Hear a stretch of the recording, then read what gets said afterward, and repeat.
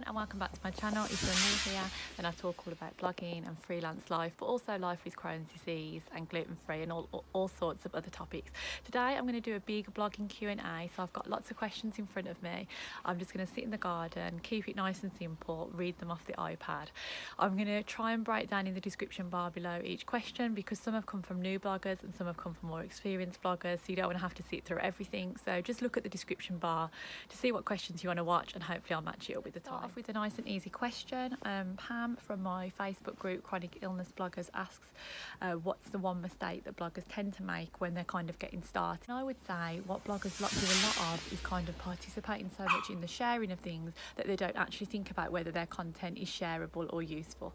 So lots of bloggers might start off with like follow trains or those comment pods or linkies, but they're not actually thinking long term about whether their content is the kind of content people will naturally read. So I talk about this a lot, but the best kind of content needs to answer questions. So whether that's questions about your illness or questions about the best gluten-free food or questions about blogging, it needs to be things that people are going to want to search and want to find out. So people that are just kind of sharing everyday diaries of their life, that's fine if that's kind of like a hobby, but if you're thinking of making it into like a traffic source and making money from it, really start thinking about is the content that you're putting out actually useful to people. The second thing is people tend to start like not wanting to commit, so they'll have like a .blogspot address or they'll not want to spend any money on a theme, and you can tell straight away the bloggers that really want to take it seriously. For such a small amount of money, I would definitely recommend just buying a domain name straight away, using some of the templates you can get on Etsy that are really cheap, and that just kind of stands you apart. So the second question comes from Jennifer, and she asks about domain authority and how to build it up. Now, just really briefly, domain authority is basically a measure of the longevity of your site and how many links your site has received from other sites. I've done a whole video on it, so I'm not going to kind of repeat myself, so I'll link that below if you're interested. But to answer Jennifer's question, the best way to build up DA is definitely getting other blogs or other sites to link to your content. So you can do this in a few ways. Firstly is obviously guest posting for others, but just making sure that you know their DA, so they're going to be of a reputable site, not writing for kind of brand new sites necessarily, because that's not going to get the link that you want. So when I launched my second site, the Blog Lancer, I spent 30 minutes every day just doing a short 500-word guest post for about 10 blogs, so I could just build up my domain. It's still not amazing, it's only 18 compared to the other two sites I've run, which are 29 and 35, but it meant that it could get things started. So the second tip is then what you want to be doing then is obviously creating content that people are naturally linking to, because you can't keep up writing like 5,000 guest posts, but if you're writing content that people are naturally linking to, that people have found useful, that's also going to help. And thirdly is kind of look out for crowdsourcing posts. So that's when people just ask for like little snippets and tips. So I'll often do this in my own Facebook groups, just ask people to contribute 100 words and I'll link to them. So look out for those.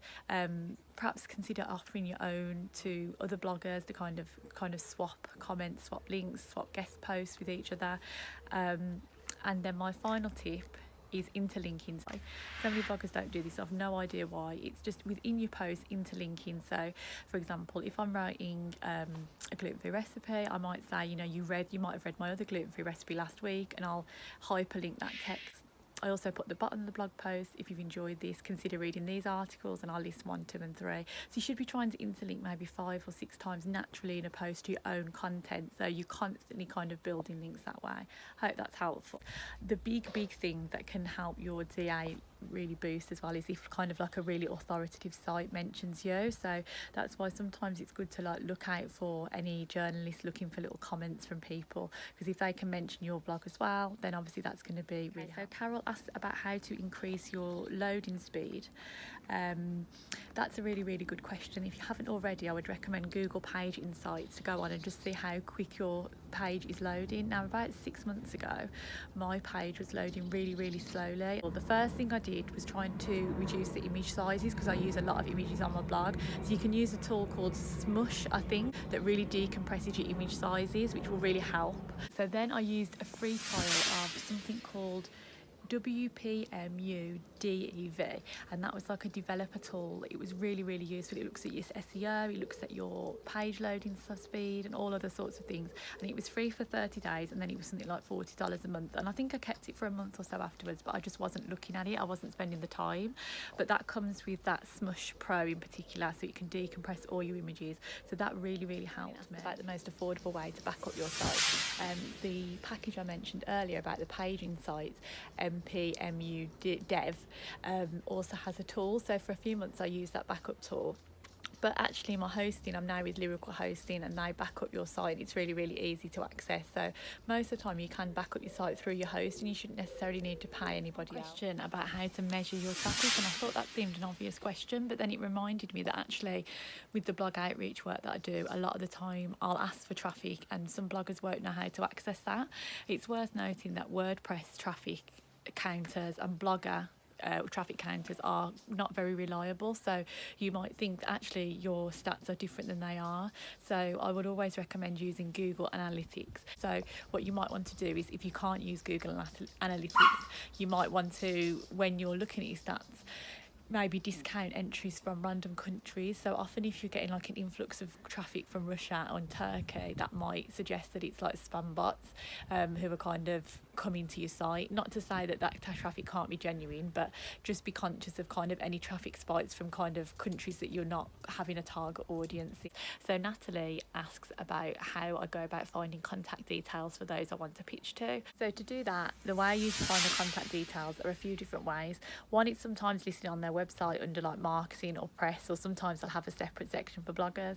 The second way is I'll often Google the name of the company and press release, and often you'll get a press release come up, and at the bottom you'll see like for media inquiries or for blogger inquiries, contact this person.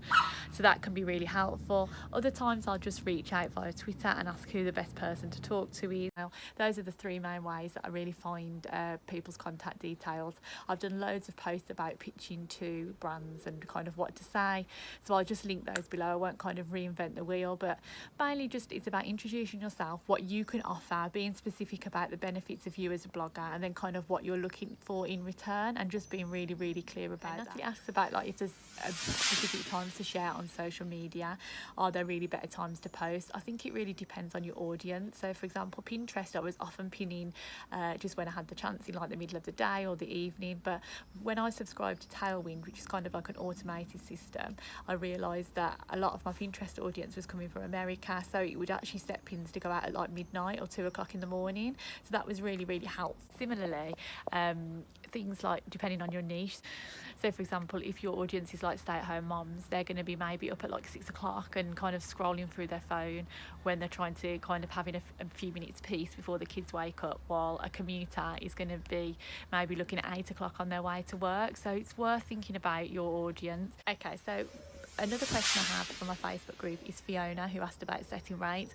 I think it's really important that we kind of divide this into two areas. So if you're setting a rate for your blog, it's very different than setting a rate for kind of like freelance writing. So if I'm writing an article for a newspaper or for a brand's website, they're paying me for my time and my words. While if I'm charging somebody to write about their product or create a recipe on my blog, I'm charging for my time and my words, but mainly I'm charging for the audience. Obviously, I'm going to pay someone more who can get me access to hundreds of thousands of readers rather than 1,000 readers. It doesn't really matter that that person who has 1,000 readers might have spent 5 hours on the post, and the person who has 100,000 readers spent 1 hour on the post, because I'm kind of paying for their reach. So what I would suggest with blogs is, like I've said before, is to have various different packages. So to start with really something really small, so you know, like an Instagram post, and then go all the way up to maybe a month's sponsorship with maybe 2 or 3 blog posts, or a blog post and a YouTube video. I tend to have 3 packages really. So I'll mention like one-off things, like a one-off Instagram post, then I'll tend to have, you know, a straightforward blog post, a blog post plus all the sharing and my newsletter in its separate Instagram post, and then, like I said before, maybe a blog post and a YouTube video. So you're just kind of setting it up in stages. I talked a bit about this in how to set your rates video, so I'll link that below. My experiences are, when it comes to freelance journalism, that the rates are usually set by the publication, so I wouldn't worry too much about that. When it comes to things like copywriting, again, you might have go from small to big. So recently I quoted, this is how much for one 500-word article, right all the way to this is how much to five 1,000-word articles, and try to give them a little bit of discount as you go along. Similarly, when it comes to a day rate, I was talking to this about with my friends the other day. A day rate is very different for if you're working from home for 8 hours a day than if you're commuting to somewhere for 8 hours a day, which you've got to take into time the travel, the hassle of getting ready. So your day rate for working from home might be kind of almost half than your day rate from going into a place and working. So I think being really flexible about these things and kind of adapting. One more question that I've just spotted on my Instagram, somebody asked about how to approach brands and asked to work with them for paid work, and I understand that can be awkward because you're essentially reaching out and saying pay me, but really don't think of it like that. In your introductory email to a brand, say if you want to work with them on a recipe creation or a giveaway or so on, you don't need to necessarily talk about money, just introduce yourself and kind of explain the different things you can offer, and kind of the different things you're looking for. So you might explain that, sometimes I'll work with brands on Instagram posts or giveaways or reviews, and then when it comes to actually asking the money, because I often get asked this a lot. So for example, say if a brand says, we'd like to send you an item, and you're thinking this is going to take me like 3 or 4 hours to do, and actually my blog posts are more valuable than the value of the item, then I would just explain, look, this is how I work. Blogging is part of my job, and therefore I charge a fee to cover the time it takes me to photograph or to write up a post. However, and then kind of offer a compromise. So you might have a policy that if a brand sends you something as a gift, you could feature it on an Instagram post or in your newsletter.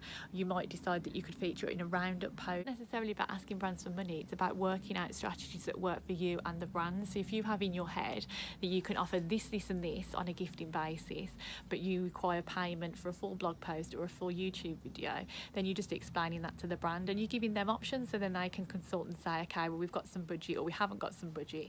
So it's never about asking them for money, it's just about offering different things. I don't know though, and we talk a lot about saying, we deserve payment for posts and things like that, which, if you know me, I'm a real strong advocate of, but it has to kind of work the other way, in that you need to be confident that you can actually offer something. If you're thinking that you want to kind of work with brands, you need to be looking yourself at your traffic and your audience and your engagement. It's not just about numbers, but do you genuinely think that you could offer brands a return on an investment? You can't guarantee them you'll be going to be selling them 20 of this item, but you can honestly think, okay, do I kind of have the readership that matches this? And I don't know if I'm the only one that does this, because sometimes I see bloggers reply to things, being in blog outreach myself, that I think this does not fit your blog at all, but you're just going to do it for the money. But I honestly think if something comes in my inbox, can I actually guarantee that? And I just feel really uncomfortable if I can't guarantee in my mind that it would be a good fit. So for example, in my first blog I write a lot about gut health, so I'm pretty confident if somebody comes to me with a probiotic or a bone broth and they'd like me to create some paid content around it, that my audience are going to be interested in that, and I'm quite niche because not many people write about it, and that it would be a good investment. And I've worked with brands before where I can say they've had this percentage increase in followers or so on.